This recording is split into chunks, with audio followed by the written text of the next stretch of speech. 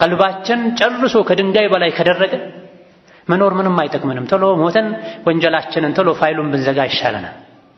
ሰው ምድር ላይ ሲኖር በእያንዳንዱ ዕለት ወደ አላህ ካልተቃረበ ለሰው ልጆች መልካም ካልሆነ መኖሩ ምንድነው ፋይዳው? ከእንስሳት በታች ሆኖ መኖር ማለት ነው።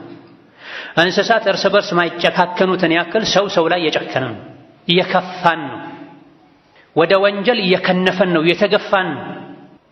ኸይር ላይ መሶበር እያቃተን ነው። ሸር ላይ ከግመል የበለጠ ትዕግስተኞች የሆንን ነው፣ ጉልበተኞች የሆንን ነው። ለማን እስከ መቼ? ግፍ በደል ሞልቶ እየፈሰሰ የሌሎችን የኮነነኝ እኛው ራሳችን የወንጀሉ የግፉ ተካፋዮች ነን። ብዙዎቻችን የራሳችን አይታየንም። ወደ ሌሎች ነው ጣት ምንቀስረው። ከሚስትህ ጋር፣ ከልጆችህ ጋር፣ ከጎረቤትህ ጋር፣ ከሰራተኛህ ጋር፣ ከወላጆችህ ጋር ግንኙነትህ ምን ይመስላል? እኔ ታዛዥ ነኝ ወይ? ተጸጽቼ ጥፋቴን አውቄ መመለስ ሰው ነኝ ወይ ልንል ተውበትን ከራሳችን ማስተካከልን ከራሳችን ልንጀምር ይገባል። ምንም ያክል ዱንያ ላይ ደልቶን ብንኖር ያለነው የፈተና አዳራሽ ውስጥ ነው። ያለነው የቀደር ወፍጮ ቤት ውስጥ ነው። ተራ እየጠበቀን እህል ለማስፈጨት ሰዎች ወፍጮ ቤት ሄደው ተራ እንደሚጠብቁት እኛም ተራችን እየጠበቅን ነው። የፈተና ወንበር ላይ ነው ያለነው። ወይ እናልፋለን ወይ እንወድቃለን። ብልህ አስተዋይ ሰው ማለት ለዲኑ የሚጠነቀቅ ሰው፣ ለአኼራው ስንቁ የሚሰንቅ ሰው፣ ከሞት በኋላ ላለው ህይወት ነቅቶ በየቀኑ ስራ የሚሰራ ሰው።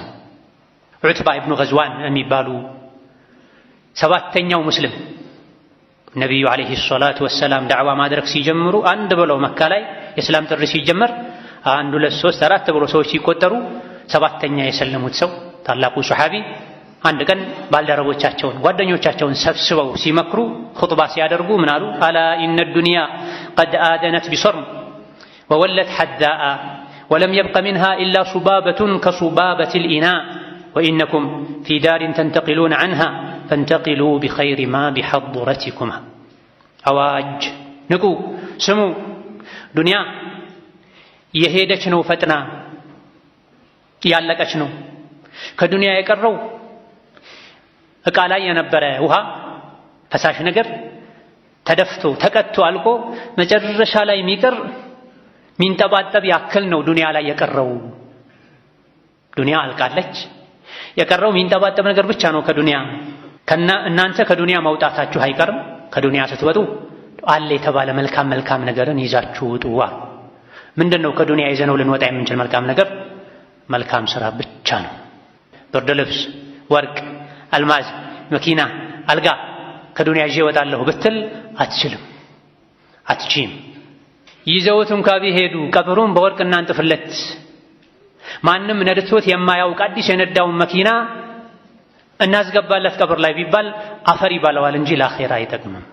አኼራ ላይ የሚጠቅመው ኢማንና መልካም ስራ ብቻ። ዱንያ አልቃለች። የመጨረሻ ሚንጠባጠብ ብቻ ነው የቀረው ከዱንያ። ከዱንያ ስትወጡ መልካም ነገር ይዛችሁ ውጡ። መልካሙ ነገር በአላህ ማመን፣ መልካም ስራ መስራት፣ መልካም ሰው መሆን።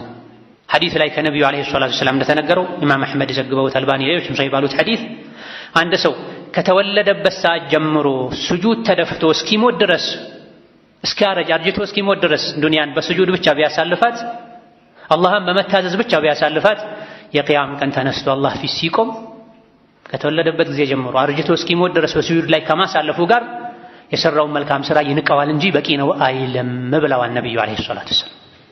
አንድ ሰው ከእናቱ ማህፀን ከወጣበት ጊዜ ጀምሮ ለዱንያ ለፎቅ ለወርቅ ሳይጨነቅ ስጁድ ላይ ተደፍቶ አርጅቶ እስኪሞት ድረስም ስጁድ ላይ ቆይቶ በዛው ሞቶ አላህ ፊት ቢቆም ተነስቶ የቅያም ቀን የሰራውን መልካም ስራ ይንቀዋል እንጂ በቂ ነው አይልም ተብሏል። እየበላን እየጠጣን የምናሳልፈው ሰዓት፣ በማላ ያዕኒ ወሬ የምናሳልፈው ሰዓት፣ በእንቅልፍ የምናሳልፈው ሰዓት፣ ዱንያን በማሳደድ የምናሳልፈው ሰዓት ቢደመር ለአኼራ የምንሰጠው የዚህ የአንድ አስረኛም አይሆን። ከዛ በኋላም ትልቅ ነገር ሰርቻለሁ እንላለን። ነገ ያበቃል ህይወቴ ለአኼራ ስንቅ ሊያዝ ልንል ይገባል።